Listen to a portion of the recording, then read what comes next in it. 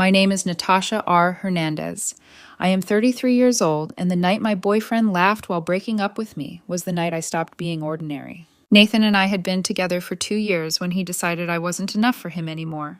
We met at a mutual friend's wedding, bonded over complaining about dry chicken, exchanged numbers, and started dating a few weeks later. He was magnetic, confident, ambitious, a marketing director at a fast-growing tech startup. I was stable, solid, senior accountant at a respected firm. Good salary, tidy apartment, dependable car, nothing flashy, just reliable. Apparently, reliable was the problem. The breakup happened on a Tuesday night in April. We were at his apartment watching some reality show he loved.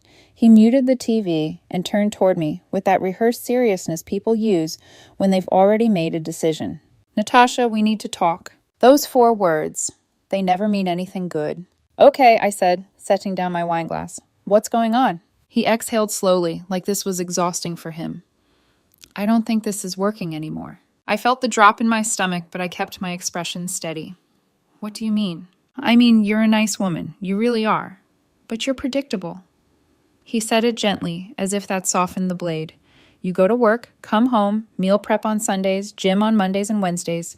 You wear the same outfits on rotation. You order the same dish everywhere we go." "I thought you liked that I was consistent," I replied quietly. "Consistent is safe," he said. "Safe is boring." The word hung between us. "I'm 32, Natasha. I want something extraordinary, someone spontaneous, someone bold, someone who takes risks, not someone who lives inside a planner." 2 years. 2 years of meeting his parents, planning weekend trips, talking about future apartments, and apparently he'd been keeping a private list of everything that made me inadequate. "Is there someone else?" I asked. "No," he said quickly, too quickly. "This isn't about another woman. It's about me realizing I'm settling for comfortable when I could have extraordinary." "Extraordinary," I repeated. "You're the kind of woman men marry when they're ready to slow down. I'm not ready to slow down." And then he laughed, a soft, almost amused laugh, like this was an observation about personality types instead of him dismantling a relationship. That laugh cut deeper than the words. I stood slowly. "You're right," I said calmly. "I'm not your type." "Don't be dramatic," he replied. "We can stay friends." "I'm not being dramatic," I said, grabbing my jacket. "You want extraordinary. I'm plain. No hard feelings." He started to say something else, but I walked out. The drive home was silent. I didn't cry. I didn't scream. I didn't call my girlfriends for emergency wine. I just felt this strange clarity like fog lifting. He had shown me exactly what he thought of me. When I got home, I went straight to my bathroom mirror and stared at myself. Plain, predictable, safe. I didn't see plain. I saw tired, comfortable, unchallenged. Maybe he was wrong about my worth, but maybe he wasn't wrong about one thing. I had been playing it safe. I grabbed a notebook and wrote down every word he'd used. Boring, predictable, safe, not extraordinary. Then I wrote underneath it, "Watch me." Not for him, for me. Because if I was going to be extraordinary, it wasn't going to be to win him back. It was going to be because I refused to stay small in a life that suddenly felt too tight. And that was the night everything began to change. The first thing I changed was my body. I had been going to the gym twice a week for maintenance. Same treadmill, same weights, same routine I'd followed since college. Comfortable, predictable, exactly what Nathan accused me of being. So I hired a personal trainer. His name was Marcus, and he did not believe in comfort. 6 days a week, heavy lifts, cardio until my lungs burned, workouts that left me shaking on the floor questioning my life choices. Within 3 months, I had lost 20 pounds and gained muscle definition I didn't know I was capable of. But more than that, I gained discipline, edge, hunger. I started craving the soreness because it meant I was pushing past who I used to be. The second thing I changed was how I showed up in the world. I went to a stylist, something I had always thought was unnecessary. She walked into my closet, looked at my safe neutrals and predictable silhouettes, and said, "You dress like you're trying not to be noticed." That stung. Out went the conservative cardigans and sensible flats. In came fitted trousers, structured blazers, heels that made me stand taller, dresses that didn't apologize. I looked in the mirror and saw a woman who took up space. Not loud, not flashy, but intentional. The third change was the one that terrified me most. I had always dreamed about starting my own financial consulting firm. I had the certifications, the client list, the network. What I didn't have was the courage. For years, I told myself I was grateful for stability. What I really was afraid. So I spent 3 months building a business plan, quietly, obsessively. Late nights at my kitchen table with spreadsheets and coffee, I reached out to potential clients, set up exploratory calls, saved aggressively. In August, I quit my job. Walking out of that office for the last time felt like stepping off a cliff without knowing if there was water below, but I had never felt more alive. I started saying yes to things I would have once avoided. Rock climbing, even though heights made my palms sweat. Italian lessons, because Rome had always been on my bucket list. A spontaneous road trip to the mountains with my girls after a girls' night turned into 2 a.m. plotting. I even went skydiving. I almost backed out when the plane door opened, but then I heard Nathan's voice in my head calling me safe. I jumped. I wasn't doing it to prove him wrong. Not anymore. I was doing it because I had realized something uncomfortable. He had insulted me cruelly, but buried inside his cruelty was a truth. I had been sleepwalking through my own life. By September, I was different. Physically stronger, mentally sharper, professionally braver. And the strangest part of all, I was happy. Not performative happy, not social media happy, real grounded happiness. That's when I met Daniel. It happened at a networking event for small business owners. I was standing near the bar explaining tax restructuring strategies to a bored-looking tech founder when Daniel interrupted with a thoughtful question that made me pause. He was a corporate lawyer, calm, observant, sharp in a way that didn't need volume. We ended up talking for 2 hours about risk, about ambition, about true crime podcasts, about how exhausting it is to pretend to be impressive all the time. He gave me his card. I called him the next day. Our first date was at a small Italian restaurant downtown. Not a chain, not predictable. A place where the owner's grandmother still made the pasta by hand. Daniel spoke conversational Italian to the waiter. I tried. I stumbled. He laughed softly, not at me, but with me. "You're full of surprises," he said, watching me over his wine glass.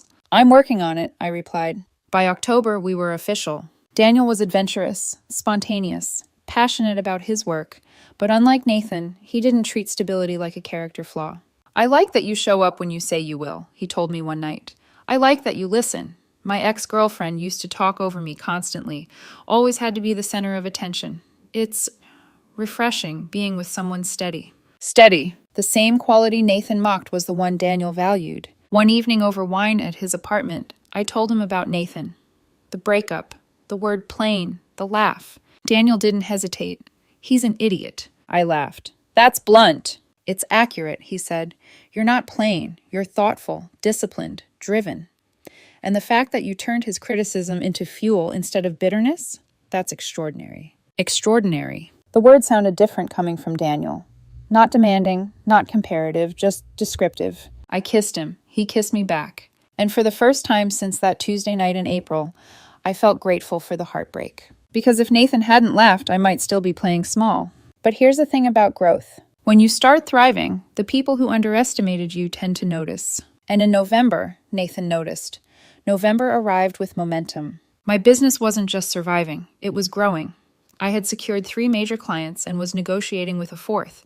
I hired an assistant. I started looking at office space instead of working from my dining table. The risk that once felt reckless now felt right. One Sunday morning, my friend James called. "Guess who I ran into at Murphy's last night?" he said. I already knew. Nathan. "Yep, he asked about you." I kept my voice neutral. What did he want to know? "How you're doing, if you're still in accounting, if you're seeing anyone." He paused. I told him you started your own firm, that you're killing it. And? He looked surprised. Also, not great, like he's lost weight. But not gym weight, stress weight. I felt something small twist in my stomach. Not longing, just memory. "He asked me to tell you to call him," James added. "I'm not doing that." I figured. I told him you're seeing someone. And? He definitely didn't like that. I thought about it for maybe 30 seconds. Then I went back to planning my upcoming trip to Italy with Daniel. Nathan was a closed chapter, or at least he was supposed to be. 3 days later, the doorman at my apartment called up. "There's a man here asking for you. Says his name is Nathan." I almost said no. I should have said no. But curiosity is a stubborn thing. Let him up. When I opened the door, he looked different. Thinner, tired around the eyes, dressed well, but like the effort wasn't landing the way it used to. "Natasha," he said softly. "Thanks for seeing me." "What do you want, Nathan?" "I wanted to talk, to apologize." He glanced past me. "Can I come in?" I didn't move from the doorway. "You can apologize from there." He flinched slightly. Good. I was wrong, he said. What I said when we broke up, it was cruel. I've thought about it a lot. I made a mistake. Okay. He blinked. Okay? What would you like me to say? I don't know. That you forgive me, that we can talk. I folded my arms loosely, calm, detached. Go on. I've been miserable, he admitted. I dated a few women. It wasn't the same. They were exciting, sure, but chaotic. Self-absorbed, non-committal. I kept thinking about you, about what we had. What we had was you telling me I wasn't enough. I was scared, he said quickly. Scared of commitment, of settling down. I projected that onto you. But you were exactly what I needed. Past tense. Natasha. He ran a hand through his hair. James said you're seeing someone. I am. Is it serious? That's none of your business. His jaw tightened. Can we at least get coffee? Just talk. No. Because of him? Because I'm finally happy, I replied evenly. And I'm not interested in reopening something that made me question my worth. You are more than enough, he said. I see that now. I'm glad you do, I answered. But I'm not your backup plan now that your search for extraordinary didn't work out. That landed. He stood there for a long moment, searching my face for softness that wasn't there anymore. If things don't work out with him, he started. They will, I interrupted. And even if they didn't, I wouldn't circle back. You laughed when you ended us. I won't forget that. He swallowed. You look different. I am. I closed the door gently. Not slammed, not dramatic, just final. I stood there for a moment, listening to his footsteps fade down the hallway. I expected to feel triumphant, or angry, or vindicated. Instead, I felt nothing. Indifference is a strange kind of peace. That night, I told Daniel about the visit. How did it make you feel? He asked calmly. Like I closed a door without needing to lock it. He smiled faintly. Good. I leaned against him. I don't miss him. I know, Daniel said quietly. December rolled in with cold air and momentum. Daniel and I had been together 3 months, and it felt easy in a way that didn't require performance. For his birthday, I made reservations at Morello's, an upscale Italian restaurant downtown that required booking months in advance. I had originally reserved it back in August as a celebration for my business milestone. It felt right to share it with him instead. We were seated at a corner table with a view of the entire dining room. Daniel looked handsome, in a tailored charcoal suit, relaxed and warm, his hand resting over mine across the table. We were laughing about something ridiculous from his office when I saw him. Nathan. He walked in with a woman on his arm. Tall, flashy dress, confident posture, the kind of pairing that looked curated. I froze for half a second. Daniel noticed immediately. What's wrong? Don't look right away, I murmured. But my ex just walked in. The one who called you plain? That's him. Daniel glanced casually, then back at me. He's staring. He is? Yes, very obviously. I inhaled slowly. Do you want to leave? No, I said, surprising myself. I want to stay. Daniel's mouth curved. That's my girl. We returned to our conversation. Our wine, our laughter. I was aware of Nathan's gaze, but it didn't control me. Halfway through dinner, I saw movement. Nathan stood up and started walking toward our table. Nathan stopped beside our table with that same confident posture he used to wear like armor, only this time it looked slightly forced. Natasha, he said. I looked up slowly, as if I had just noticed him. Nathan. I didn't expect to see you here. Daniel's birthday, I replied calmly. Daniel set his napkin down and stood halfway, polite but grounded. I could feel his presence beside me, not possessive, just steady. Nathan's eyes shifted to him, measuring. Daniel extended his hand first. Daniel, you must be Nathan. Nathan hesitated before shaking it. Yeah. His grip was firm, but there was tension behind it. Daniel sat back down comfortably. Nice place, isn't it? It is, Nathan said, glancing around like he needed to reassert himself in the room. Then he looked at me again. You look different. I've heard that a lot lately. I mean it, he pressed. You look successful, confident, happy. I am happy. The woman Nathan had arrived with was watching from their table, confusion written all over her face. She clearly hadn't signed up for an emotional subplot during dinner. Daniel reached for his wine glass casually. Natasha's business is thriving, he added easily.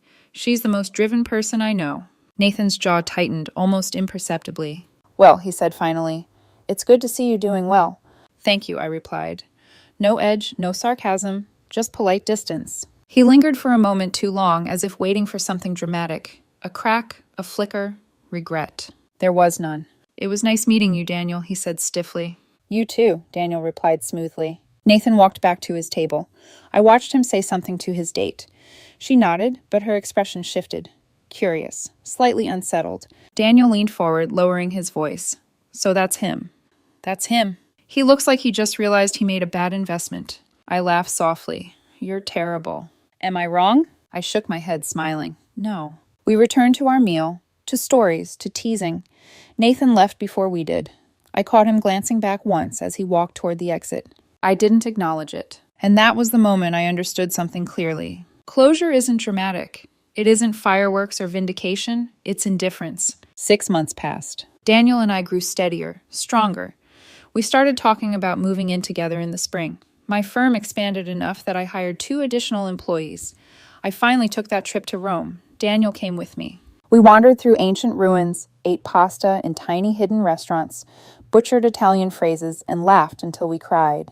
I stood in the middle of the Colosseum and realized the girl who once got called plain would have never imagined this life. I ran into Nathan one last time in March. Coffee shop. Mid-morning.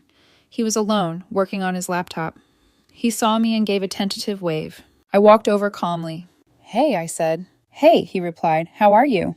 Good, really good. You're still with Daniel? I am. He nodded slowly. He seems solid. He is.